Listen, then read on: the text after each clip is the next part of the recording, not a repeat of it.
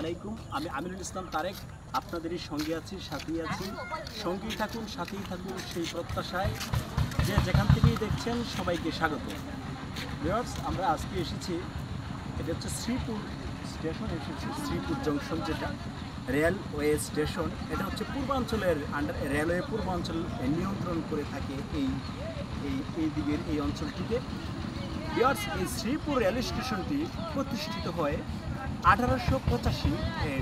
ব্রিটিশরা এই লাইনগুলি স্থাপন করে যায় আমরা যতটুকু ধারণা পাই, কারণ আগে পাওয়াল রাজার বসবাস ছিল এই গাজীপুর শ্রীপুরে। তো ভিউয়ার্স, এই সূত্র হচ্ছে উইকিপিডিয়া এবং উইকিমিডিয়া থেকে আমরা যে সূত্রটা পাই। এই স্টেশনটিতে 5টি মাত্র ফ্যানের ব্যবস্থা রয়েছে। এই স্টেশনটাকে যদি আরেকটু মডিফাই করা যায়, আরেকটু উন্নত করা যায়, যেহেতু সবুজের ভিতরে এই স্টেশনটি আরেকটু মডিফাই করা যায়, আরেকটু উন্নত করা যায়, যাত্রী ছাউনির আরেকটু যদি প্ল্যাটফর্মটা একেবারেই ছোট হয়ে গেছে, সেই একবার এটাকে আমরা জানি যতটুকু সংস্কার করা হয়েছিল, তারপরে আর এটার সংস্কার আরও প্রয়োজন মানুষের সেবার মান বাড়ানোর জন্য। এখান থেকে প্রতিদিন শত শত নাগরিক সেবা নিচ্ছে, প্রতিদিন শত শত নাগরিক যাচ্ছে বিভিন্ন দূর দূরান্ত থেকে। অফিস আদালত তেজগাঁয়ের পরে দ্বিতীয় শিল্পাঞ্চল শ্রীপুরকে বলা হয়। এখানে প্রতিদিন এখান থেকে মানুষ যাতায়াত করছে।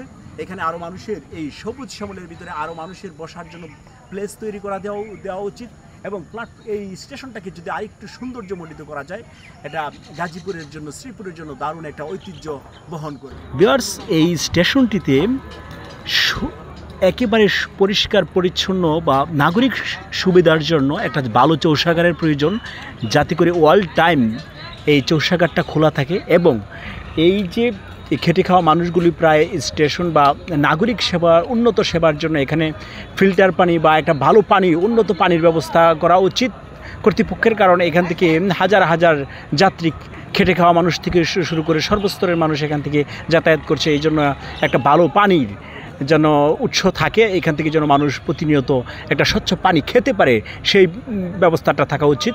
আমরা যতটুকু জানি, শুধু আন্তনগর ট্রেন, যমুনার ট্রেনটি এখানে থামে, আর কোনো আন্তনগর ট্রেন বা যে রানিং ট্রেনগুলো আছে সবগুলো চলে যায়, কারণ হাজার হাজার যাত্রী এখানে অফিস আদালত করছে। গাজীপুর মিনিটে মাত্র 20 থেকে 25 মিনিট বা 30 মিনিট সময় সরাসরি গাজীপুর চলে যাচ্ছে।